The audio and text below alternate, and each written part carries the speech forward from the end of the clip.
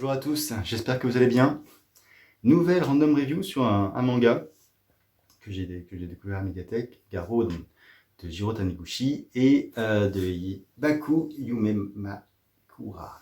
Je n'ai pas écorché les noms cette fois.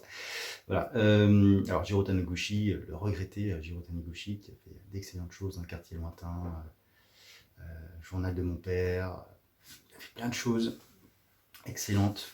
Il a un style très reconnaissable. Un style qui est constant, très fin, très détaillé. Bref, je ne peux que vous inciter à regarder ce qu'a fait cet artiste. Et donc là, sur ce tome unique, publié aux éditions Casterman, à l'époque, je ne sais pas si c'est encore disponible. Du coup, je ne me prononcerai pas là-dessus.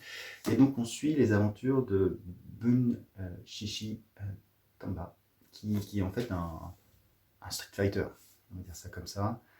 Il est un homme qui vit pour le combat, qui vit pour le combat suite à un traumatisme, à un combat qui s'est très mal passé pour lui, surtout pour un de ses camarades, et donc où il a retrouvé une sorte d'adrénaline, voilà. Et on retombe un peu dans les mangas du recherche du plus fort, qu'est-ce que c'est que d'être le plus fort, etc. Toute une quête finalement par rapport à ça, mais ce personnage a connu la défaite, une fois.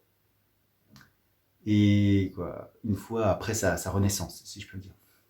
Et celui qui lui a donné cette défaite, c'est un catcheur. Alors il faut savoir qu'au Japon, le catch et les catcheurs sont, en tout cas dans les mangas de combat, font partie des athlètes les plus forts. Et ce manga ne fait pas exception à la règle. Je pense notamment, si vous avez lu Tough, voilà, c'est pareil, le Iron Kiba, c'est un catcheur qui est l'adversaire principal finalement. Et donc le catch dans le free fight, même avec le MMA, etc., reste une discipline assez forte. Et donc du coup on a cette quête de ce personnage avant comment dire, qui s'entraîne dans le but de cette revanche. Et c'est très intéressant de voir où ça va et comment ça se mène. Et la fin est très intéressante aussi. Très intéressante pour différentes manières de voir. Et surtout par rapport à l'objectif et à la trajectoire. Finalement, sans vous spoiler, hein, mais une fois qu'on est au bout, qu'on va arriver à l'objectif, comment on se projette par rapport à cet objectif et à sa réussite. Voilà, donc c'est plutôt intéressant. Je vais essayer de vous montrer des pages sans trop, voilà. Vous voyez un style très très propre. Oui, pourquoi je dis sans trop de... Parce qu'en fait, il y a 2 scènes de sexe dans ce manga qui, pour moi, n'apportent rien à l'histoire, mais qui sont présentes. Pourquoi, comment le manga, c'est peut-être parce que le manga se veut un peu mature par rapport à d'autres séries. Il n'est pas rare de voir des dents volées, de voir du sang, de voir des choses... alors, c'est pas dans comment dire, l'extraordinaire.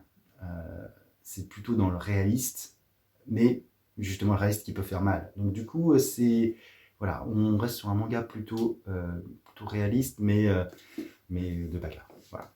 Donc c'est très très très intéressant. En tout cas, c'est un one shot. C'est un one shot. Moi, j'ai trouvé que c'était pas mal. Après, est-ce que je le garderai chez moi, etc. Voilà, j'ai emprunté un Mediatek, donc la réponse est déjà toute faite.